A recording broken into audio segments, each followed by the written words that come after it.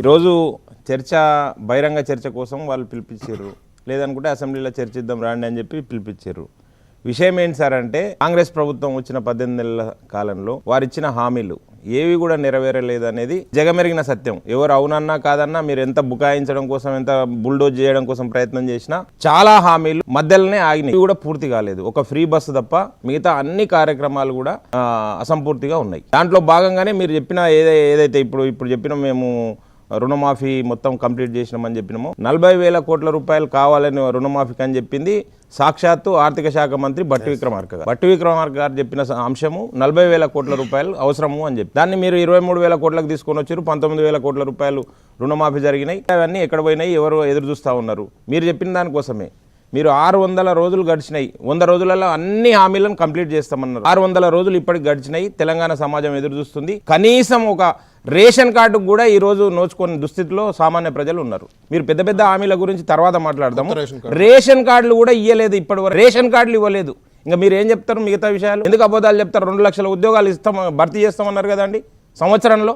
ఒకటే సంవత్సరంలో 2 లక్షల ఉద్యోగాలు భర్తీ చేస్తామన్నారు. సంవత్సర కాలంలో మేము మొత్తం 63,000 ఉద్యోగాలు భర్తీ చేసినామని చెప్తా ఉన్నారు కదా.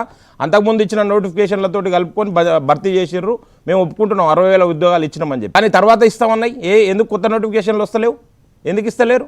చాలా చిన్న విషయాలండి. మీరు మీరు మీరు చెప్తా ఉన్నారు కదా ఇప్పటిదాకా ఆ లెక్క ఏంది ఈ లెక్క ఏంది. 21,000 రూపాయలు ఒక్క ప్రతి రైతుకు, 21,000 రూపాయలు ప్రతి రైతుకి మీరు రైతు భరోసా కింద చెప్పిన అంశాల ప్రకారం బాకీ ఉన్నారు ఈ రాష్ట్ర ప్రభుత్వం. మూడు రైతు బందా రైతు భరోసానా? అది మరి అది పేరు మార్చుతారా? ఎందుకంటే రైతు బంద్ ఏమో 10,000, రైతు భరోసా అనేదేమో 15,000 చెప్పారు. ఇప్పుడు 12,000 ఇస్తున్నారు. అంతకుముందు 10,000 ఇచ్చారు. కనుక ఒక్కొక్క రైతుకి 21,000 రూపాయలు బాకీ ఉంది రాష్ట్ర ప్రభుత్వం. దాని లెక్కల తీసుకుంటే వీళ్ళు చెప్పిన దానికంటే ఇంకా మించిపోతుంది లెక్క. 30,000 కోట్లు కూడా మించిపోతుంది. కనుక ఇంకొక విషయం ఏంటంటే వీరు సన్నవడ్లకి మేము బోనస్ ఇస్తామని చెప్పారు కదండి. అప్పుడు ఏం చెప్పారండి? ఎన్నికల ముందు మేము వడ్లకు బోనస్ ఇస్తామని చెప్పారు. వడ్లకు బోనస్ ఇస్తామని చెప్పారు 500 రూపాయలు. ఎన్ని కోట్ల టన్నుల వడ్లు ధాన్యం పండిందండి? 1,35,00,000 1,40,00,000 టన్నుల ధాన్యం పండింది. మరి ఎక్కడవా మీరు ఇస్తామన్నది? మొదటిసారేమో అది కూడా ఇవ్వలేదు. తర్వాత సన్నవడ్ల కన్నా చెప్పి సన్నాయి నొక్కులు నొక్కిరు. ఇప్పుడు సన్నవడ్లు వేసుకున్న వాళ్ళంతా బోనస్ ఇవ్వాల్సి వస్తుందని చెప్పి వీళ్ళు వరి ధాన్యం కొనట్లేదు. కొంటే మొత్తం కొనలేదు అని చెప్తున్నాం, పూర్తి కాలేదని చెప్తున్నాం. పూర్తి కాలేదు, ఇంకా ఎక్కడికక్కడ ఇంకా ఎదురు చూస్తూ ఉన్నారు. అడ్డికి పావుసేరకు అమ్ముకుంటున్నారు రైతులు. మీరు ఇస్తామన్న బోనస్ కోసం చూసి వరి ధాన్యం కొనడానికి. కనుక మీరు ఏది అండి మేమేం చెప్తున్నామంటే మీరు చెప్పిన హామీలు ఏవి కూడా అమలు కాలేదు కాబట్టి ఈరోజు డైవర్షన్ పాలిటిక్స్. ఇంకొకటి అండి, అవినీతి జరిగింది, అక్రమాలు జరిగినాయి ఆ ప్రభుత్వంలో అని చెప్పారు. వీళ్ళు తొడగొట్టి మీసాలు తిప్పి ఛాలెంజ్లు వీళ్ళు చేస్తారు. దమ్ముంటే మా మీద చర్య తీసుకోమని చెప్పి ఏమైనా నిర్దిష్టమైన చర్య ఇప్పటిదాకా జరిగిందా ఈ ప్రభుత్వంలో? ఒక్కటంటే ఒకటి విచారణ కంప్లీట్ అయిందా? చర్యలకు ఉపక్రమించిరా? ఎందుకు చేయలేకపోతున్నారు అని అంటే మరి ఏం తెలంగాణ సమాజానికి ఏం చెప్తారు? మాకు చెప్పాల్సిన అవసరం లేదు, టీవీ స్టూడియోలో కూర్చొని చేయాల్సిన అవసరం లేదు. మిమ్మల్ని అందరినీ కటకటాల పాలు చేస్తామని చెప్పారు కదా. అక్రమాలు చేసిండ్రు, అవినీతి చేసిండ్రు అని చెప్తున్నారు కదా. ఎందుకు చేస్తలేరు? అంతెందుకంటే నేను ఒక చిన్న ఎగ్జాంపుల్ చెప్తా. మీరు రామ్మోహన్ గారు చాలా సూటిగా అడుగుతున్నా, నేను చెప్పండి. రాష్ట్ర ప్రభుత్వం కమిషన్ కాకుండా, కాళేశ్వరం పైన కమిషన్ కాకుండా విజిలెన్స్ కమిటీని ఏర్పాటు చేసిందండి. విజిలెన్స్ అండ్ ఎన్ఫోర్స్మెంట్ ఆల్రెడీ ఉంటుంది. వాళ్ళు ఎంక్వైరీ చేయమని, ఎవరి మీద డిపార్ట్మెంట్ ఎంక్వైరీ చేయమని చెప్పారు. 34 మంది అధికారుల పైన చర్యలు తీసుకోమని, దాంట్లో 17 మంది పైన క్రిమినల్ ప్రొసీజర్ చర్యలు తీసుకోమని చెప్పి సిఫార్సు చేసింది విజిలెన్స్ కమిటీ.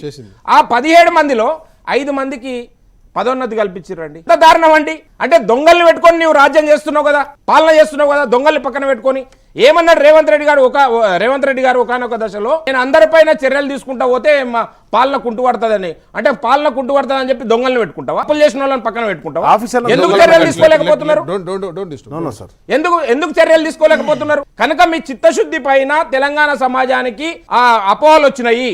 మీరు నిజాయితీగా లేరు. ఏ ఒక్క కార్యక్రమం కూడా ముందుకు సాగుతలేదు, హామీలు ముందుకు సాగుతలేవు. గడిచిన ప్రభుత్వంలో జరిగిన అవినీతి పైన చర్యలు శూన్యం.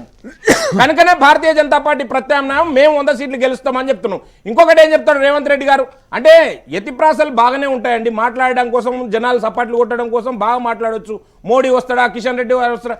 ఎందుకు వస్తారండి మోడీ గారు? ఎందుకు వస్తారు ఇక్కడికి? 12 లక్షల కోట్ల రూపాయలు 11 సంవత్సరాల్లో ఈ తెలంగాణ పైన ఖర్చు పెట్టినందుకు అది చెప్పడం కోసం వస్తామా? చెప్తున్నాం ఇంటింటికి తిరిగి. ఇంటింటికి 11 సంవత్సరాల్లో భారతదేశంలో సామాన్యులకు ఏం చేసినామని చెప్పి ఇంటింటికి తిరిగి చెప్తున్నాం. ఓకే, జనం కోసం వస్తారు కానీ జనం రేవంత్ రెడ్డి కోసం వస్తాం, రేవంత్ రెడ్డి కోసం ఎందుకు వస్తాం? ఓకే అవసరం లేదు కదా. ఓకే. అవసరం లేని దానికోసం మీరు జబ్బాలు దడుచుకొని చెప్పాల్సిన అవసరం లేదు. చిత్తశుద్ధి ఉంటే ఇప్పటికైనా మీరు చెప్పిన హామీల పైన అవి అమలు చేసే దానిపైన మీరు దృష్టి పెట్టండి. దాంతో పాటు గడిచిన ప్రభుత్వంలో జరిగిన ఏవైతే అక్రమాలు అవినీతి ఉందో దానిపైన మీరు చర్యలకు ఉపక్రమించండి. అంతే తప్ప కాలయాపన చేయకండి. ఇప్పటికీ గడిచింది కదా, 18 నెలల కాలం గడిచిపోయింది కదా. మీకు ఇచ్చిన టైం ఎంత? 5 సంవత్సరాలు. పుణ్యకాలం ఇంకెంత ఉందండి? ఏం చేస్తారండి? మీ మార్కు ఒక్కటి చూపించండి. ప్రాజెక్టు ఏం ప్రాజెక్ట్ చేసినారో ఇప్పటిదాకా. పాలమూరు బిడ్డ అని చెప్పి మేము సంతోషపడ్డాం. ఏ పార్టీలో గెలిచినా పాలమూరు బిడ్డ మా బిడ్డ ముఖ్యమంత్రి అయ్యిందని. కానీ పాలమూరుకి ఏం చేసిండో చెప్పండి. ఇప్పటికి పాలమూరుకి ఏం చేసిండు? అరే కల్వకుర్తి లిఫ్ట్ ఇరిగేషన్ పాత ప్రాజెక్టు కంప్లీట్ కాలేదు, కల్వకుర్తి పేరు మీద ఉంది, కల్వకుర్తికి నీళ్లు రావట్లేదు.